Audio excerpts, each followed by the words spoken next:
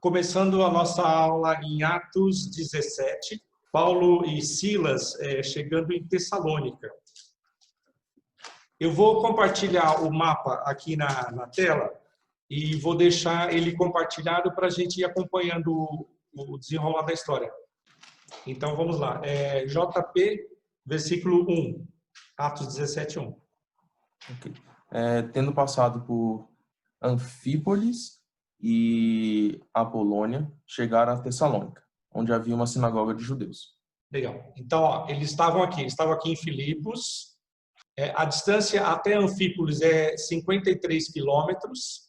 Essa aqui chama-se Via Egnata. Ela começa aqui em Neápolis, a Via Egnata, passa por Filipos, Anfípolis, Apolônia e vai até Tessalônica. Tessalônica era a sede, a capital da Macedônia. Né? Nós vimos na aula passada que Filipos, a Macedônia era dividida em 4 partes. Filipos ficava na primeira parte dela, sendo que a sede dessa primeira parte é Anfípolis. Eu não sei se vocês conseguem prestar atenção aqui, ó. O que está mais claro é mar, né? É água. Então, Anfípolis, ela fica aqui numa enseada, tá vendo? Faz essa curva aqui. Por isso, ela recebeu o nome Anfípolis. Anfípolis é em volta de, significa em volta de, ou dos dois lados, ou de duas partes. Então, quando a gente fala anfíbio, vê o prefixo aqui, anfi, né? Quando eu digo assim, anfíbio, um carro anfíbio, ele anda tanto na terra como na água. Né? Os anfíbios, os sapos, por exemplo, eles vivem tanto na água quanto na terra. Né? Então, tem essa duplicidade aqui. Por isso que a cidade é anfíbio. Polis é cidade, no grego, e anfi é dos dois lados. Né? Então, tem essa enseada aqui, e tem 2 rios que passam aqui do lado da cidade, um de um lado e o outro do outro. Né? E a cidade fica ali pelo meio. Por isso ela recebeu esse nome de Anfípolis. Então, o primeiro versículo diz que eles saíram de Filipos, chegaram até Anfípolis, e de Anfípolis passaram por Apolônia, mais 43 quilômetros, e depois chegaram em Tessalônica, que é a sede da Macedônia. Tá? Essa aqui seria a capital da Macedônia. Tessalônica era uma cidade emancipada, apesar de ela estar dentro do território romano, ela tinha governo próprio. Né? Então, ela tinha todo o sistema de governo dela, a moda grega, né? Dentro da cidade, eles faziam as eleições, faziam as assembleias, eles faziam tudo o que eles precisavam para gerenciar a cidade. Tá bem? Então, agora vamos para o versículo número 2. Como era seu costume, Paulo foi à sinagoga e durante 3 sábados seguidos discutiu as escrituras com o povo.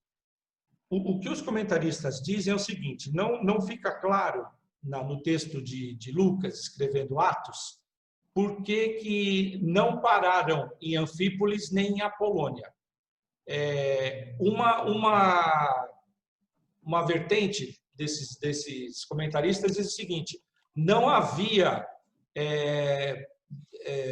como é que se fala? Sinagoga aqui, nem em Apolônia, nem em Anfípolis. Já em Filipos também não tinha, não sei se vocês lembram, né? Eles se reuniram na beira de um rio, né? Anfípolis e Apolônia provavelmente não tinham sinagoga. Por isso que Paulo teria passado direto para ir até a capital, que era Tessalônica, e ali sim havia uma sinagoga. E, tradicionalmente, como era de costume de Paulo, ele se dirigia primeiro à sinagoga, onde haviam judeus e alguns prosélitos, né? Convertidos, gentios convertidos ao cristianismo, para que ele começasse a palavra ali. Né? E eu gostaria, aqui ele fala assim, por 3 sábados, né? O que se entende que durante 3 semanas, sequencialmente, ele esteve nessa sinagoga pregando e evangelizando. Vamos dar uma olhadinha em Filipenses 4,16. Diz assim, porque até para Tessalônica mandastes não somente uma vez, mas duas, o bastante para as minhas necessidades. Esse versículo, ele está falando assim, que durante o tempo que ele ficou lá em Tessalônica, ele dividia o tempo trabalhando para sustento próprio, né? Nós podemos ver isso em 1 Tessalonicenses 2:9. 1 Tessalonicenses 2:9. Porque vos recordais, irmãos, do nosso labor e fadiga, e de como, noite e dia, labutando, para não vivermos à custa de nenhum de vós, vos proclamamos o Evangelho de Deus. Então, Paulo trabalhava durante o dia, ele fala que até a noite, trabalhando também, para conseguir sustento. E foi exatamente o pessoal de Filipos, da cidade anterior, que pelo menos 2 vezes mandou sustento, dinheiro suficiente para ele conseguir trabalhar e sobreviver lá em Tessalônica. Tá bem? E aí, vamos lá, versículo número 3. Fábio. Expondo e demonstrando ter sido necessário que o Cristo padecesse e ressurgisse dentre os mortos, e esse dizia, ele é o Cristo Jesus que eu vos anuncio. Legal. Olha só a estratégia de Paulo, expondo e demonstrando. Quando nós estamos evangelizando, é muito importante, não só sempre que possível, mas não sempre que possível mostrar onde está o texto bíblico que você está dizendo. Quando você está evangelizando alguém e você cita algumas referências bíblicas, se possível, mostre para essa pessoa na Bíblia o que você está dizendo, para que a pessoa não tenha como se fosse palavras suas, né? Ela é a palavra de Deus e que a palavra diz assim, que a conversão vem do ouvir a palavra, né? E o Espírito Santo usa essa palavra para convencer do pecado, da justiça e do juízo. Então, sempre que possível, você exponha e mostre para ela onde está. E Paulo, ele tinha uma capacitação muito grande. Lembra que ele estudou aos pés de Gamaliel? Os judeus, eles são bastante esforçados nessa atitude de decorar e guardar a palavra do Senhor. Isso é um compromisso judaico, eles terem essa palavra mentalizada, guardada no coração. E Paulo sabia muito bem manejar, tanto é que ele fala lá para Timóteo, né? Que maneje bem a palavra da verdade. E é isso que a gente precisa fazer. O que nós estamos fazendo hoje, nós estamos ainda nos preparando para evangelismo. Mas é importante que cada um individualmente busque se aprofundar na palavra, né? Para que esteja preparado para dar razão da sua fé. Tá bem? Então, lá no versículo 3, ele diz, expondo e demonstrando ter sido necessário que o Cristo padecesse. Essa expressão, ter sido necessário, eu não sei como é que está em outra versão aqui, deixa eu ver. Tem uma versão que diz assim, explicando e comprovando que se fez necessário que o Cristo padecesse e ressuscitasse dentre os mortos, né? Não soava muito bem aos ouvidos dos judeus ouvir que o Messias fosse padecer. Porque na ideia judaica, o Messias era aquele que ia promover a redenção de Israel. Então, alguns textos, por exemplo, Salmo 22, aquele Eli, Deus meu, por que me desamparaste? Né? Salmo 22, Isaías 53, Salmo 69, Salmo 2, todos esses textos trazem informações de que o Messias precisaria padecer. Lá em Oséias, capítulo 6, versículo 2, se eu não me falo a memória, é isso mesmo? Oséias 6, 2. Ele diz, inclusive, que ressuscitaria no terceiro dia. É um versículo que, se você lê dentro do contexto, às vezes fica meio embaraçado. Mas quando você lê exclusivamente Oséias 6:2, ali está dizendo que no terceiro dia ressuscitaria. Deixa eu ver se eu consigo abrir aqui. Oséias. Renato, você quer que lê uma outra versão de Bíblia, esse mesmo versículo? Do Atos ou... Três. Do Atos 17, verso 3. Pode ler. Enquanto isso eu vou em Oséias. Tá, beleza. Deixa eu só achar aqui. E explicou-lhes e demonstrou-lhes que era preciso que o Cristo sofresse e depois ressurgisse dentre os mortos. E o Cristo, dizia ele, é este Jesus que eu vos anuncio. Tá. Tem uma versão que fala assim, esse Jesus que vos anuncio é o Messias. Uhum. E aí ficava bem claro para os judeus de quem é que ele estava falando. Só que para o ouvido do judeu, ouvir que o Messias padeceria, morreria, ressuscitaria, isso era meio agressivo no entendimento Por conta deles. do teofania, né? Porque eles Por tinham conta o do Messias contexto. como libertador. O Messias, para os judeus, era aquele que via libertar Israel. Então, não fazia sentido um Messias sofredor, um Messias que ia morrer e depois ter que ressuscitar. Mas isso tudo está dentro das profecias, só que isso ficava como que oculto ao entendimento deles. Então, na verdade, Renato, é importante frisar que a visão judaica era do Messias sofredor naquela época e ela foi mudada após o século XI, né? Então, ao longo do por tempo... essa razão, sim, porque o que aconteceu com o judaísmo? Antes de Maimônides, que é o Rambam, escrever o livro dele, que é Sefer Hamadá, o judaísmo ele passa por uma transformação. Então, aí o judaísmo ele passa a adotar outras práticas que não eram as mesmas dos antepassados, tais como reencarnação, tais como essa prática de achar que o Messias pode nascer em qualquer lugar, que o Messias vai trazer a paz ao reino desse mundo. Então, são práticas que foram adquiridas pelo povo judeu a partir do século XI. Não tem nada a ver com o povo judeu, e tanto é que a tradução judaica da Bíblia, do Tanar, ela é totalmente diferente dos manuscritos de Qumran. Então, é por conta disso, eles modificaram partes da tradução, né? Então, é por essa distorção que está acontecendo, o problema. Nessa época aqui, eles tinham a visão do Cristo reinando. Seria... Fala alto quando você fala, para todo mundo ouvir. Não entendi, desculpa, Ler. Fala alto. É que ela está falando que nessa época predominava o Messias vencedor, vamos dizer assim, né? Eles Isso, a perspectiva era realmente essa, do Messias trazendo a redenção do universo, né? Fazendo com que as almas judaicas, né, elas pudessem herdar o Olam Rabá, que é a mesma palavra de céu que Jesus fala lá no grego. Só que o que acontece? Por eles serem invejosos quanto ao crescimento da seita cristã no século I, eles convocam o concílio de Jamia e modificam praticamente tudo.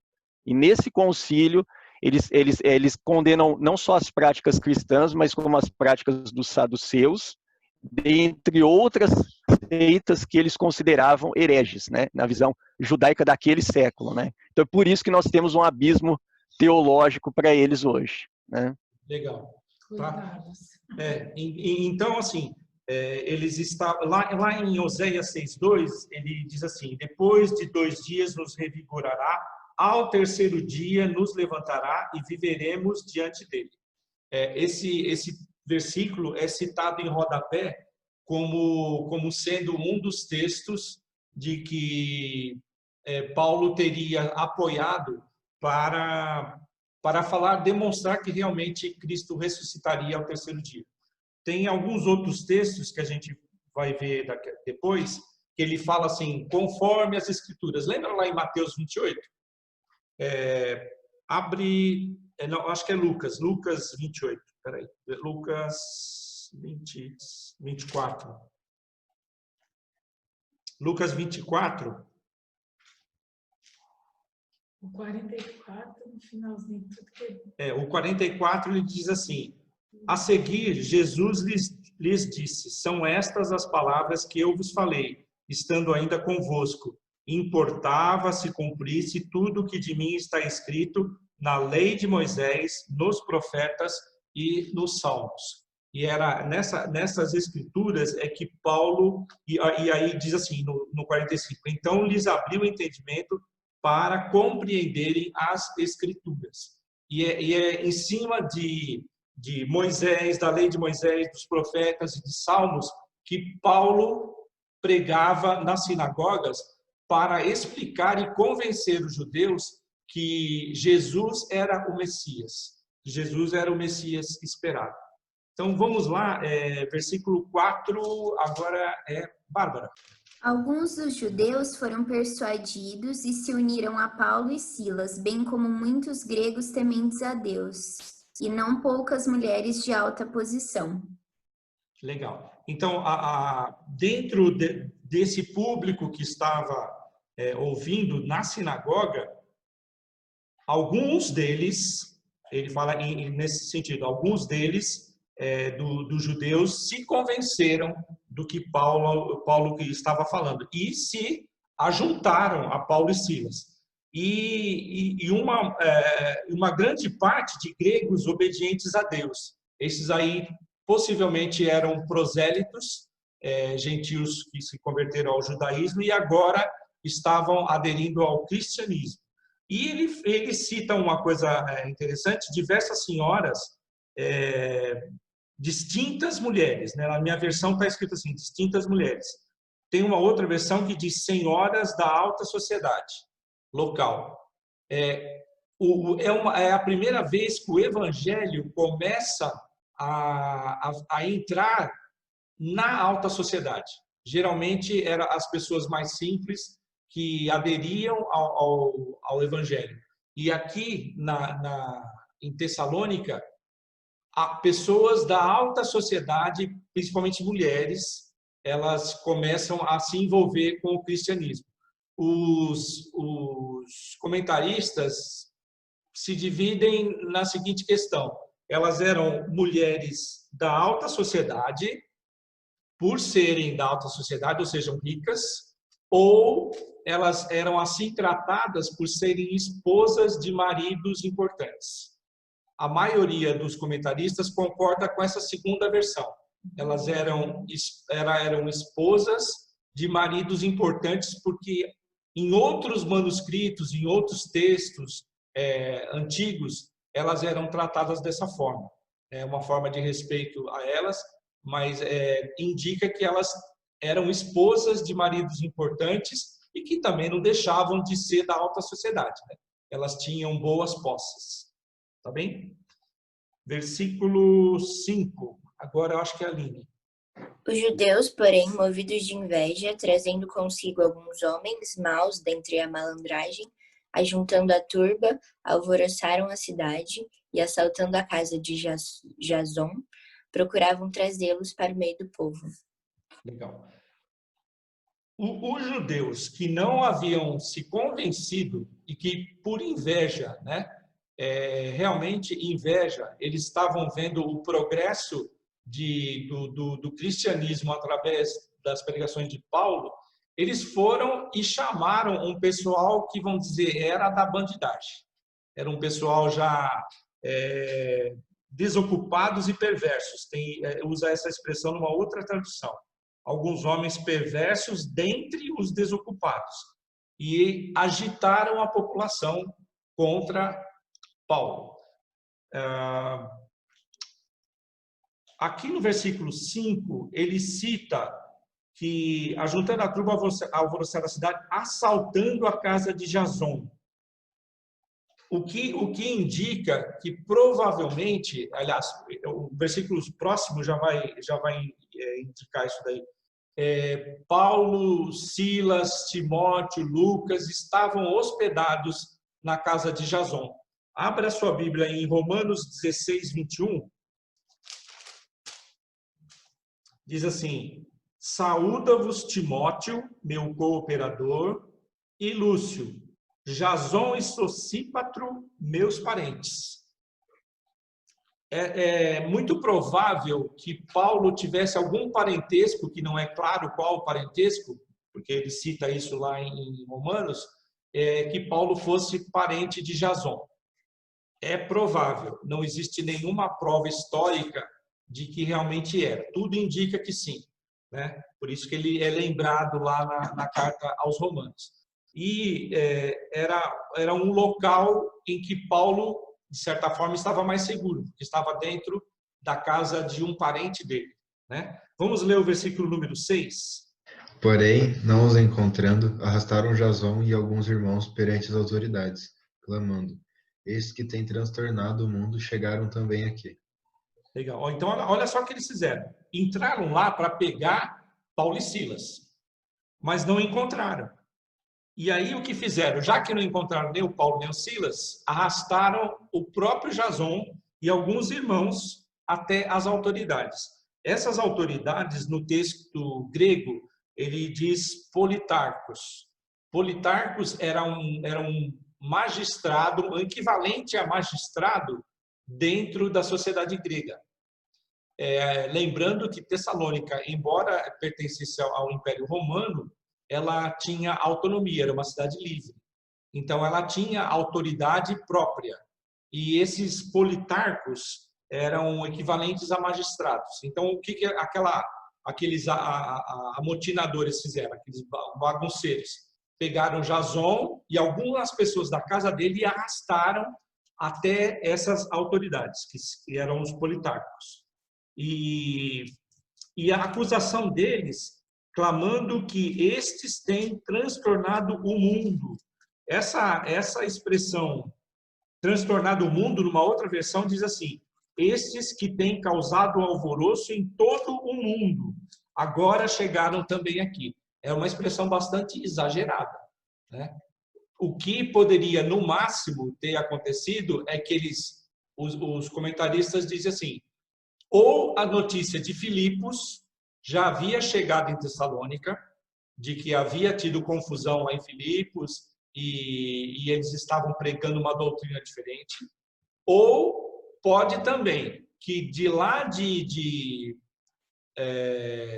das cidades anteriores, lá de Antioquia da Psídia, Listra, Derbe, Icônio, que aquelas notícias do Evangelho já também tivessem chegado na capital Tessalônica.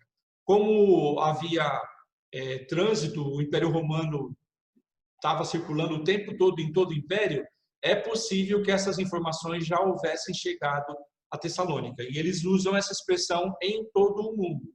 Na verdade, ainda eram poucas as cidades que haviam recebido o Evangelho, né?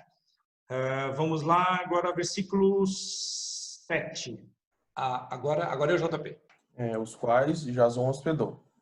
Todos estes procedem contra os decretos de César, afirmando ser Jesus outro rei. Essa acusação, dizendo que Jason hospedou pessoas que são contra César, era uma acusação gravíssima. Ele poderia ser preso e, às vezes, até condenado à morte se o negócio fosse levado até o fim, né? Oi, Helena. E que Jesus era outro rei. Isso. Essa acusação era grave, porque ele estava dizendo que Jesus era um outro rei. Essa palavra rei contrasta com imperador, porque César era imperador. Rei, hierarquicamente, é um pouco abaixo, mas eles têm... Essa palavra alvoroçava, porque não se podia pregar nem tentar levantar um outro governador ou imperador ou rei que fosse para o Império Romano. Nem, inclusive, eles dizem que não poderia nem haver profecias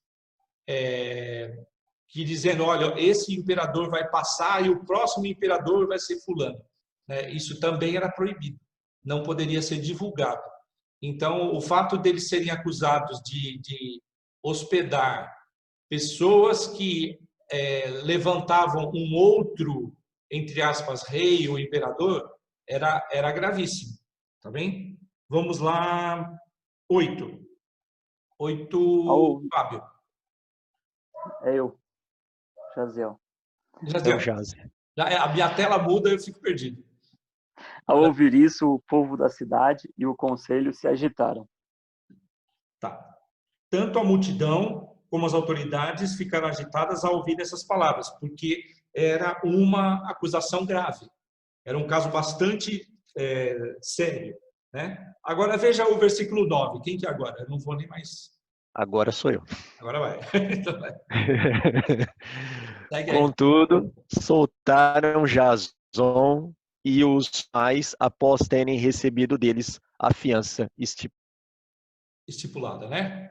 Então, olha só, eles eram uma cidade livre. Tá? O Tessalônica era uma cidade que tinha governo próprio. E aí, o que o pessoal comenta é o seguinte, eles não quiseram se envolver em assuntos do Império Romano. Ele fala, se eles estão causando problemas para o Império Romano que os acuse. Nós só vamos fazer o seguinte, nós vamos cobrar uma fiança dele, e expulsá-lo da cidade. Então, o pagamento dessa fiança era uma fiança relativamente alta, e eles que podia ser paga, inclusive, com bens, mas a pessoa que pagava a fiança assumia o compromisso de tirar o acusado da cidade, e ele não poderia voltar. Além de expulsar a pessoa da cidade, ele assumia o compromisso de que essa pessoa não voltaria mais a Tessalônica. E foi o que Jason precisou fazer. Se bem que, quando a gente lê as cartas lá de Tessalonicenses, a gente percebe que o evangelho não parou por causa disso, né? Mas Jason passou por essa situação. Ter que expulsar Paulo e Silas e garantir que eles não voltassem à cidade, senão quem seria pego agora seria o Jason. Tá bem? Agora versículo 10. Paulo e Silas em Bereia. Logo que anoiteceu, os irmãos enviaram Paulo e Silas para Bereia. Chegando ali, eles foram à sinagoga judaica. Tá, vou voltar. O mapa já está aqui na tela, né? Então, eles estavam aqui em Tessalônica. Durante a noite, eles despacharam Paulo e Silas para Bereia, 72 quilômetros. Eu escrevi a lápis aqui, ó. São as distâncias em quilômetros. Eu não sei se dá para ler, tá?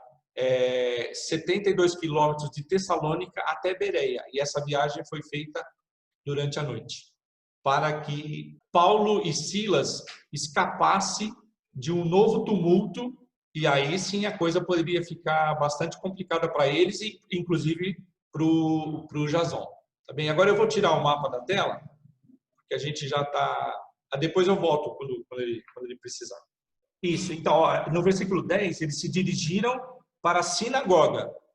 Em Bereia havia sinagoga de judeus. E eles tomavam essa atitude. Primeiro chega e procura uma sinagoga. Foi uma atitude bem legal que o JP fez. Quando ele chegou em Araraquara, ele procurou o quê? Procurou uma igreja. Né? Mesmo em Brasília, ele continua sendo fiel. E continua lá em Brasília, ele continua sendo fiel. Legal, isso é bom. Mas isso é o que a gente deve fazer. Quando a gente sai da nossa cidade e vai trabalhar ou vai passear em outra cidade, mesmo de férias, né? Esse negócio de que Deus fica de férias com a gente, não fica não, né? Esse negócio é uma cilada isso. Então, você vai viajar, na cidade em que você vai conhecer, está fazendo turismo, vai conhecer a igreja. Olha, nós temos algumas experiências. A minha esposa Leira é nordestina, né? Então, quando a gente está em viagem, a gente entra nas igrejas, preferencialmente presbiterianas. Mas já aconteceu da gente não ter uma igreja presbiteriana e nós fomos cultuar numa Assembleia de Deus, né? E fomos bem recebidos e fomos alimentados. Então, assim, não deixe Deus de férias. Vá até a casa dele. Viu? Vocês são sempre bem recebidos. Nós somos uma família. Em toda parte do mundo, em qualquer lugar do mundo que você entrar numa igreja presbiteriana, você vai ser recebido como irmão. E em outras denominações também. A gente preza pela nossa porque a gente é dessa denominação, mas outras igrejas batistas, Assembleia, elas metodistas, elas são acolhedoras, né? São igrejas do Senhor. Tá bem? Então, eles foram primeiro para a sinagoga dos judeus. Agora, Aline, 11. Ora, esses de Bereia eram mais nobres que os de Tessalônica, pois receberam a palavra com toda a avidez, examinando as Escrituras todos os dias, para ver se as coisas eram de fato assim. Legal. Coisas importantes. Esse pessoal de Bereia foi até chamado de mais nobres. Por quê? Porque eles conferiam a palavra que Paulo dizia, que ele apoiava nas Escrituras, né? Os bereanos confirmavam, iam lá pessoalmente confirmar nas Escrituras para ver se realmente era verdade o que Paulo estava falando. E agora tem um detalhe aí nesse versículo que chama a atenção: examinando as Escrituras todos os dias. Então, aquele negócio de reunir só de sábado na sinagoga, para os bereanos não era assim.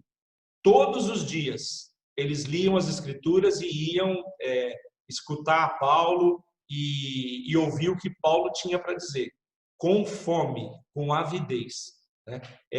O evangelho foi muito bem recebido lá em Bereia. Vamos lá, versículo 12. Com isso, muitos deles creram, mulheres gregas de alta posição e não poucos homens. Legal. Novamente, ele diz só, muitos creram, porque Paulo convencia pela palavra, mostrava na palavra tudo aquilo que estava previsto a respeito de Jesus. E ele fala assim, muitas mulheres de alta posição, novamente. Lá em Tessalônica, mulheres da alta sociedade se envolveram, e aqui em Bereia também. Mulheres da alta sociedade, alta posição, e não poucos homens. Ou seja, assim, dá a entender que mais homens, assim, predominavam mulheres, mas mais homens do que havia acontecido lá em Tessalônica. Tá bom? 13, agora, JP. Mas logo que os judeus de Tessalônica souberam que a palavra de Deus era anunciada por Paulo também em Bereia, foram lá excitar e perturbar o povo. Não é fácil, né? Assim que Paulo chega em Bereia, começa a pregar, quem chega? Os contrários que vieram, os judeus contrários que vieram lá de Tessalônica. Da mesma forma, eles não tinham como contestar a palavra que Paulo falava, que estava escrito nos textos. Agora, a única coisa que eles podiam fazer era acusar Paulo de perturbar a ordem. Em todo lugar que eles iam, eles usavam essa mesma tática, de acusar de tumulto, de ensinos impróprios para a cultura romana, perturbação e essas coisas assim, né? Então, vamos lá. Versículo 14. Os irmãos agiram de imediato e enviaram Paulo para o litoral, enquanto Silas e Timóteo permaneceram na cidade. Vamos voltar o mapa aqui. Eles estavam aqui em Bereia. Chegou o pessoal judeu de Tessalônica para perturbar a vida de Paulo e Silas. O que eles fizeram? Pegaram Paulo e mandaram rumo ao mar. Tá vendo? Eu não sei se é o versículo 14. Para os lados do mar, olha. Então os irmãos promoveram, sem deter-se, ou seja, apressadamente, a partida de Paulo para os lados do mar. Porém, Silas e Timóteo continuaram ali. Então, o que eles fizeram? Assim que eles perceberam que o negócio ia engrossar de novo, separaram Paulo e mandaram ele de navio, num navio para Atenas, e ele deve ter feito esse circuito aqui até chegar em Atenas, que está aqui embaixo. Só que aqui em Bereia permaneceram Silas, Timóteo e Lucas. Versículo 15. Os responsáveis por Paulo levaram-no até Atenas, regressaram, trazendo a ordem a Silas e Timóteo para que, mais depressa possível, fossem ter com ele. Legal. Então, assim, olha só. A preocupação do pessoal de Bereia. Acompanharam Paulo na viagem de ida até Atenas, certificaram que ele estava bem, voltaram, esses acompanhantes voltaram para Bereia e levando um pedido de Paulo para que Silas e Timóteo fossem o mais rápido possível ao encontro dele lá em Atenas. Vamos lá? Então, versículo 16. Agora Paulo já está em Atenas. Trava por eles em Atenas, Paulo ficou profundamente indignado ao ver que a cidade estava cheia de ídolos. Legal. Olha, mostra o coração de Paulo. O coração dele ardia, se revoltava de ver tanta idolatria. Os comentaristas dizem que era praticamente mais fácil achar uma escultura ou alguma idolatria do que achar pessoas em Atenas. Tamanho número de ídolos espalhados por todo lado, né? Toda a cidade. E 17. Por isso dissertava na sinagoga entre os judeus e os gentios piedosos, também na praça todos os dias, entre os que se encontravam ali. Ele, enquanto estava em Atenas, ele dissertava na sinagoga, entre judeus e gentios piedosos. E também na praça, todos os dias. Ou seja, na sinagoga, aos sábados, como era costume judaico, e na praça, todos os dias. Os gregos, eles tinham a praça como um local de debate. Tanto é que democracia, demos, né, povo, cracia, poder do povo, era tudo discutido em público. O negócio lá, assim, eles votavam, eles levantavam as questões, debatiam, né? Mas Lucas deixa bem claro que Paulo não estava debatendo, né? Quando ele fala assim, dissertava na sinagoga, não é no sentido de disputa, nem disso. Ele simplesmente explicava as Escrituras e o Evangelho segundo o que mostrava que Jesus era realmente o Cristo ou o Messias. Vamos lá, versículo 18.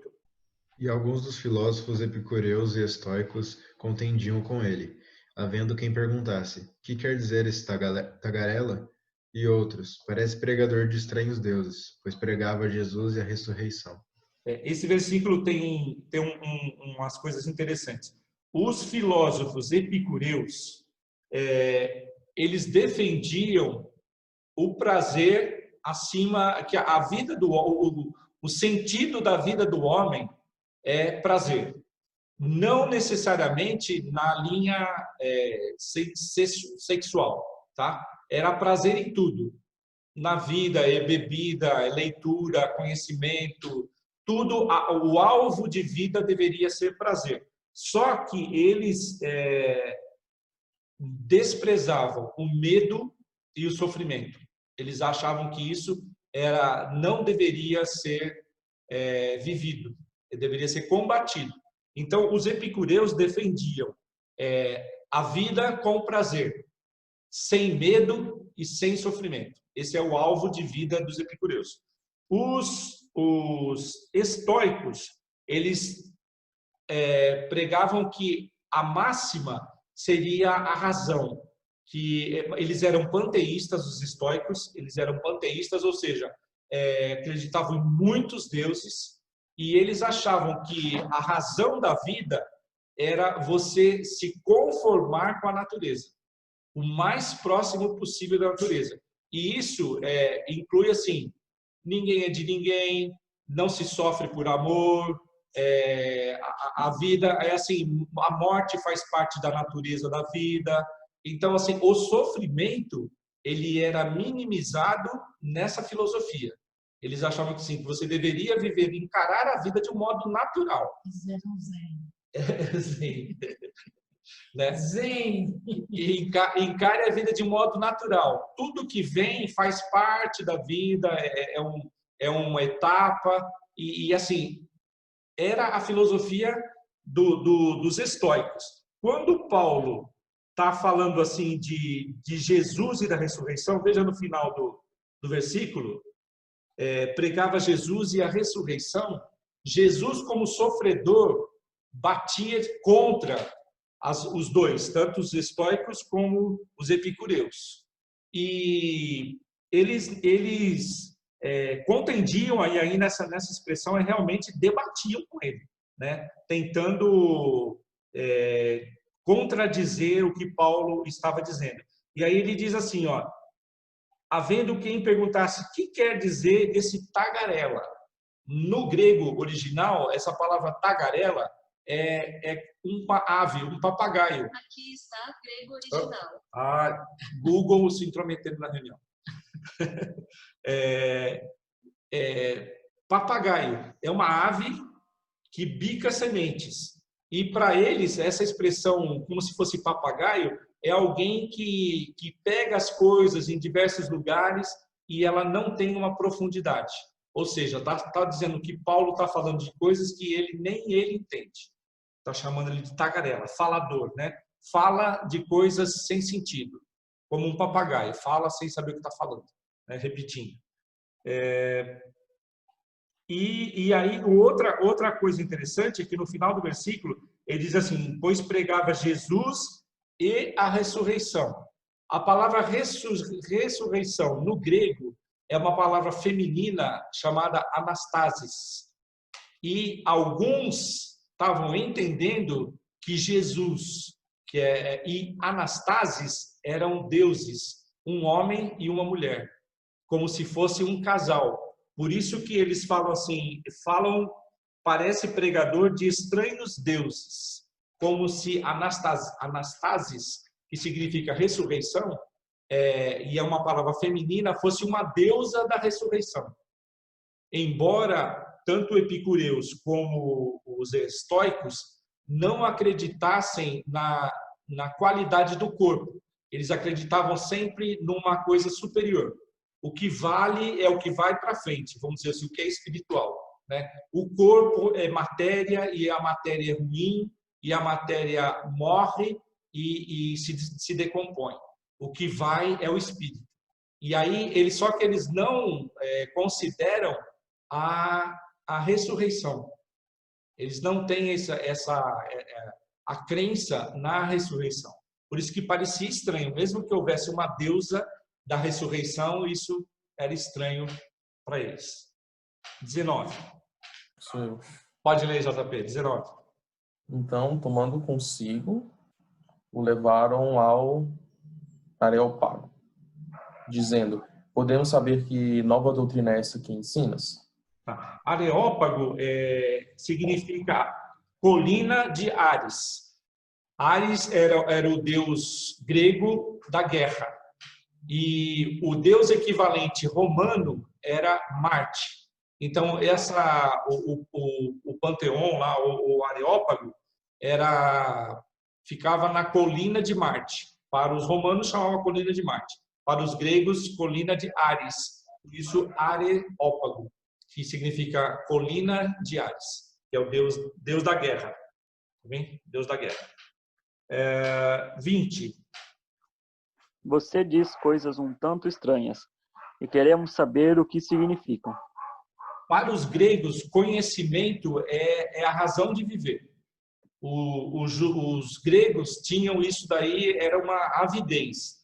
Tudo eles queriam saber. Vamos ver lá no versículo 21, que apesar disso tudo, às vezes era simplesmente para conhecer. Vamos lá no 21. Pois todos os de Atenas e os estrangeiros residentes de outra coisa não cuidam, senão dizer ou ouvir as últimas novidades. Olha só, a vida da cidade corria em torno dessas fofocas, né? O que tem de novidade aí? E o que tinha de novidade era o que se levava para a praça e todo mundo ficava discutindo, né? Tagarelando o que havia de novo na cidade. Então, vai lá, 22. Então Paulo levantou-se na reunião do Areópago e disse, atenienses, vejo que em todos os aspectos vocês são muito religiosos. Tá. Então, Paulo começa o discurso dele, pelo menos fazendo um elogio aos atenienses, tentando agradar o público que ele está falando, né? Vamos lá para o 23.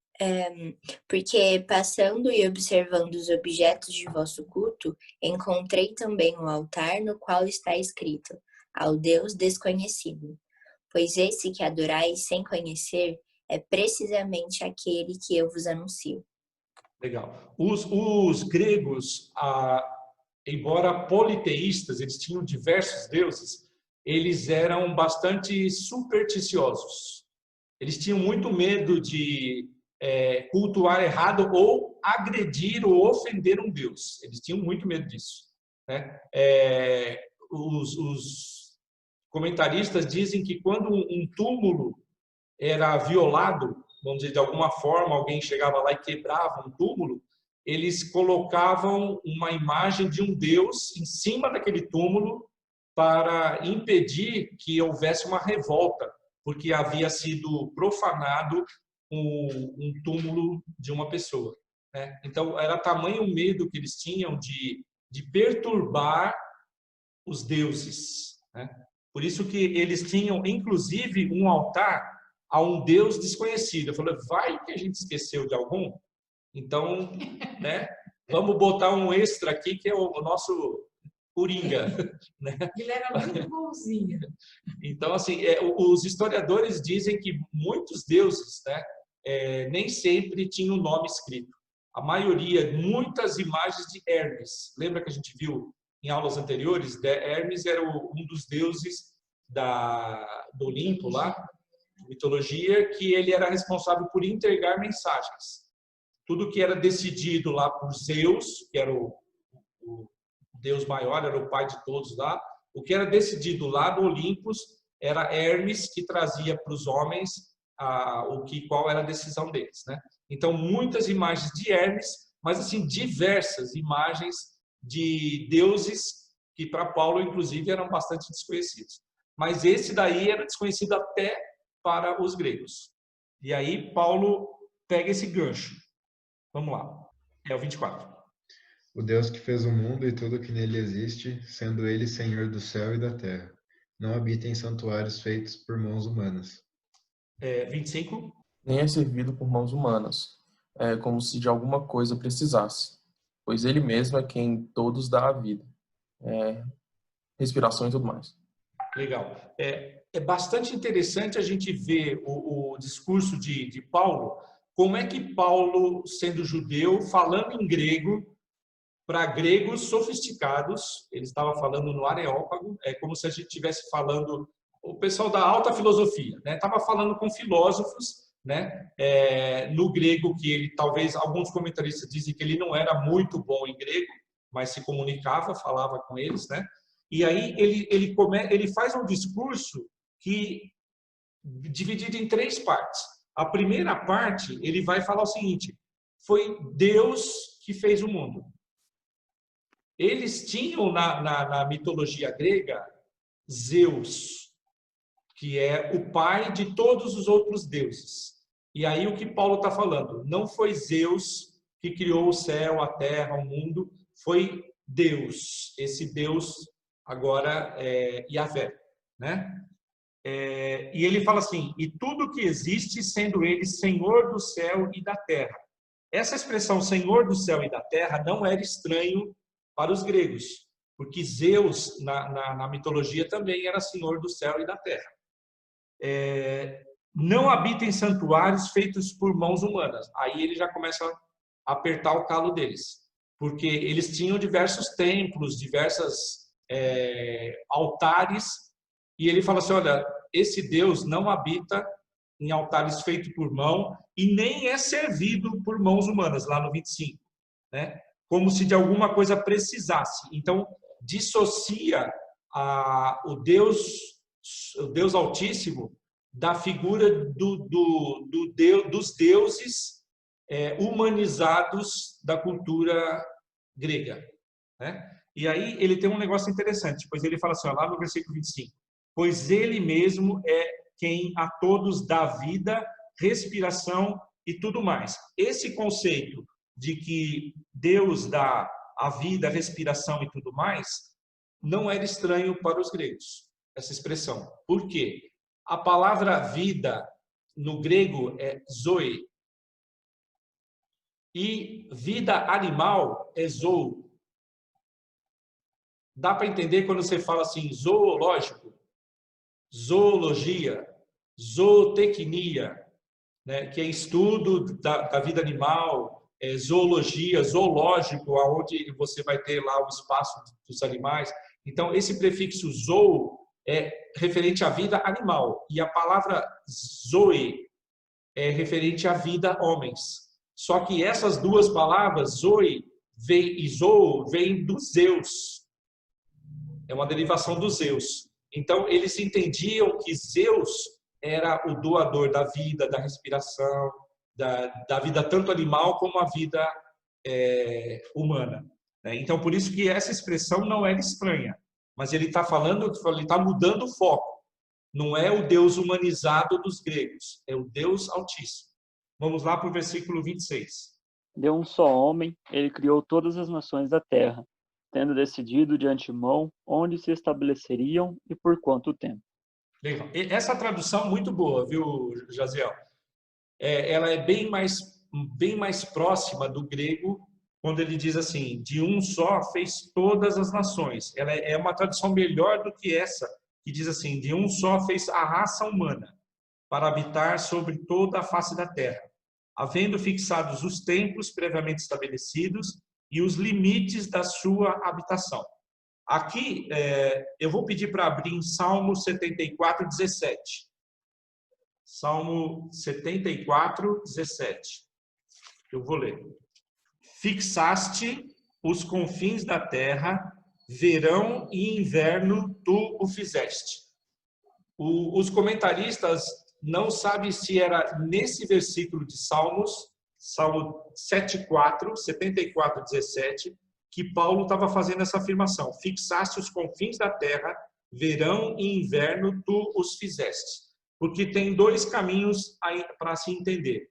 Quando ele diz lá, voltando no versículo 26, lá de Atos 17, de um só fez toda a raça humana para habitar sobre toda a face da terra, havendo fixado os tempos previamente estabelecidos. Duas interpretações. Tempos previamente estabelecidos. Ou seriam os impérios, e os gregos entenderiam isso, porque agora o Império Grego havia sido dominado pelo Império Romano, e o Império Grego havia dominado os fenícios, né? Então, os fenícios dominaram, depois os gregos dominaram, agora os romanos estão dominando, né? Então, assim, Deus havia fixado os tempos previamente estabelecidos no sentido de nações predominantes ou os tempos de estação climática, inverno, verão, primavera, outono, né? Lá em Salmo 74, as duas possibilidades estão no mesmo versículo. Ele fala, o Senhor criou inverno e verão, e o Senhor também criou os confins da terra. Então, as duas possibilidades estão presentes em Salmo 74. E ele diz também, previamente estabelecido, e os limites da sua habitação. Esses limites da habitação seriam os limites das nações, os impérios cada vez crescendo mais. O Império Fenício foi de um tamanho, o Império Grego foi um pouco maior, o Império Romano maior ainda, né? Como se Deus tivesse fixado esses limites, ou ele está falando do limite entre água e terra seca, porção de água e terra seca. As duas são possíveis, não fica muito claro, mas dá a entender que a primeira, né, sendo Deus dos impérios e da área geográfica deles, é mais plausível. Tá bom? 27. Para buscarem a Deus, e se porventura tateando o possam achar, bem que não está longe de cada um de nós. Ó, aqui ele dá uma definição. Por que Deus criou os homens? Para que os homens o buscassem. Né? Quando nós estamos evangelizando, aí eu falo, mas por que Deus criou a gente? Por que Deus criou os homens? Para glorificar a Deus e para desfrutar de tudo aquilo que ele criou. É isso que Paulo está falando para eles. Para que buscassem a Deus. Então, ou seja, tem que ter um relacionamento. Não é Deus lá em cima, os homens aqui embaixo e aqui, aconteça o que for, Deus não está preocupado. Ao contrário, Deus está interessado em cada um de nós.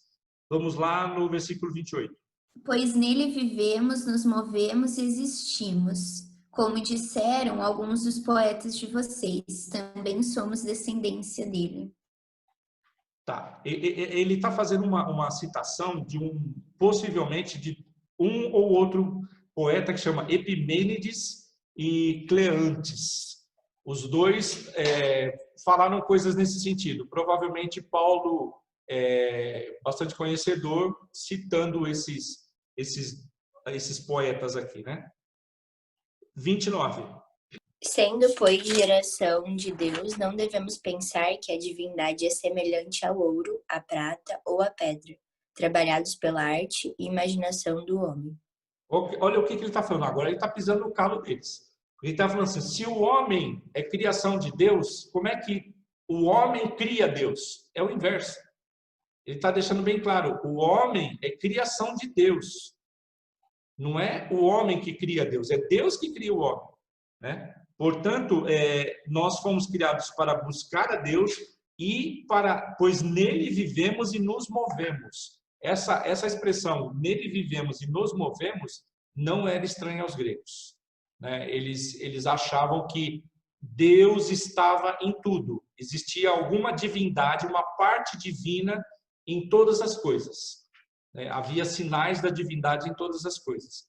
Só que eles achavam nas divindades gregas, né? Não no Deus Altíssimo. Então vamos lá, 30. Ora, não levou Deus em conta os tempos da ignorância. Agora, porém, notifica aos homens que todos, em toda parte, se arrependam. Olha só o que ele está falando. Deus realmente não leva em conta o nosso período de ignorância. Isso também é uma coisa que a gente precisa ser lembrada no evangelismo, né? Enquanto nós não temos conhecimento da verdade, Deus não leva isso em consideração. Mas a partir do momento em que a gente prega o evangelho, e isso é uma coisa que o pastor Ezequiel falava muito, né? Toda vez que eu acabo de pregar, eu sei que parte da igreja vai para o céu e parte da igreja vai para o inferno. Porque aqueles que não aceitaram e não estão convertidos realmente pelo Senhor Jesus, esses aí estão ouvindo o mesmo sermão, mas vão para o inferno, né? Então, assim, Deus não leva em consideração enquanto a gente ainda não ouviu a verdade. Mas a partir do momento que a gente ouve a verdade, aí nós temos responsabilidades. Aí ele começa a contar o cronômetro, né, da nossa responsabilidade em seguir aquilo que nós estamos ouvindo, definir a nossa caminhada, né? E aí ele fala assim, olha, sendo, pois, geração de Deus, não devemos pensar que a divindade é semelhante a ouro, prata, pedra, trabalhados pela arte e imaginação do homem. E aí que Deus não levou em conta os tempos da ignorância. E ele notifica aos homens que todos, em toda parte, se arrependam. Aí ele pisou no calo dos estoicos e dos epicureus, porque eles não criam esse negócio de arrependimento. Os homens são livres para viver como eles quiserem, obter o máximo de prazer e viverem de acordo com a natureza, como se fossem uns outros animais qualquer, aproveitando do que a natureza oferece, mas nada de arrependimento. Não vem com essa, não. De acusar de que nós estamos fazendo coisas erradas. Aí começou a irritar os epicureus e os estoicos. E aí ele fala assim, olha, não estou pedindo para vocês acrescentarem mais um Deus. Vocês têm que trocar, substituir tudo que vocês têm pelo Deus Altíssimo. A mensagem era essa. Não é acrescente mais um Deus à sua coleção.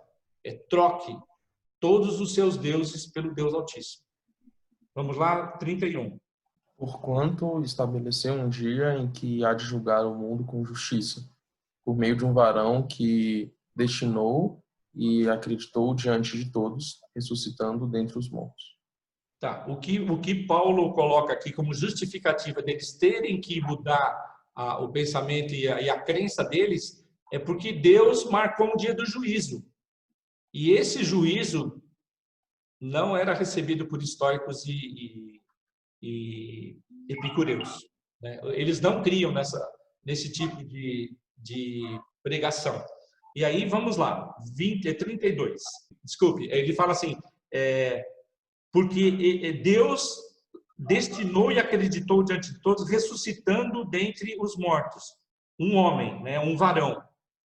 Essa era a prova de que Deus havia estabelecido esse juízo. Paulo atrela a ressurreição de Jesus como agora ele é o juiz que vai julgar. E é verdade. A Bíblia nos afirma isso. Agora, a próxima vez que Jesus voltar, não vem como servo sofredor. Agora ele vem como supremo juiz. 32. Quando ouviram Paulo falar da ressurreição dos mortos, alguns riram com desprezo. Outros, porém, disseram: queremos ouvir mais sobre isso em outra ocasião. Tá. Foi uma forma elegante, vamos dizer assim, ó. Depois a gente escuta você, tá bom? Por hoje é só, a gente já não... Vamos encerrar o assunto por aqui, né? Foi uma forma elegante deles encerrarem aquela reunião. Que, embora sendo feita no Areópago, não existe nenhuma evidência de que tenha havido a formação de um tribunal. Mas os juízes e as pessoas importantes do Areópago estavam presentes. Tanto é que nós vamos ver agora no 33. Quem que vai ler? Já pode ler o 33 e o 34.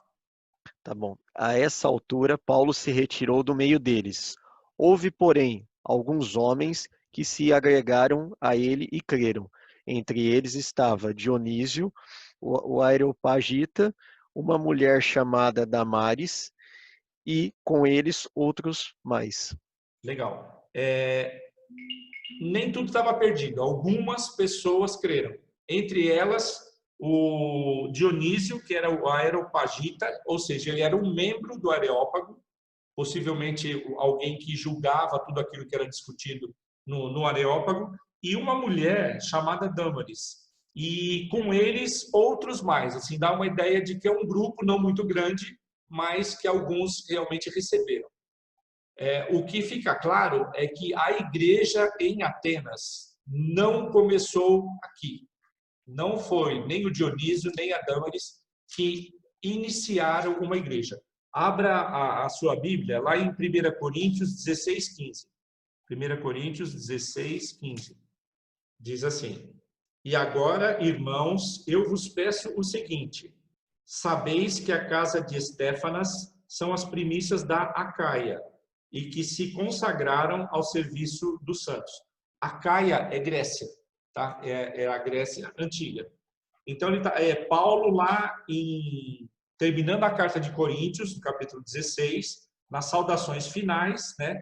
Ele diz assim: e agora, irmãos de Coríntios, eu vos peço o seguinte: sabeis que a casa de Estéfanas são as primícias da Acaia. Ou seja, quem começou a igreja na Grécia, e lá em Atenas, não foi nem o Dionísio nem a Damaris. Foi a casa de Estéfanas. E Estéfanas é um nome masculino. É estranho porque em português termina em A, né? Stefanas. Mas se você abrir lá em 1 Coríntios 1,16, ele é tratado como homem. 1 Coríntios 1,16 diz assim, é Paulo, né, começando a carta, agora lá no começo. Batizei também a casa de Estéfanas. Além destes, não me lembro se batizei algum outro. Então, ele era o chefe da casa, o Estéfanas. Para nós, em português, é meio esquisito, né? A gente estava pensando isso ontem. Hein? Às vezes, tem algumas palavras que são irregulares. Essa daqui é uma das palavras irregulares. Ela é uma palavra de terminação feminina, mas é masculina. E no grego, isso acontece. Tá bom? Tem alguma dúvida, pessoal? Alguém quer fazer algum comentário? Tudo bem? Um de cada vez, por favor. Então, tá bom. Ó, semana que vem, se Deus permitir, a gente vai para Atos 18. Paulo em Corinto. E ele vai terminar a segunda viagem missionária e já vai começar a terceira. O negócio é bem dinâmico. Né? Então, se Deus permitir, domingo que vem, nós estaremos começando Atos 18. Não percam.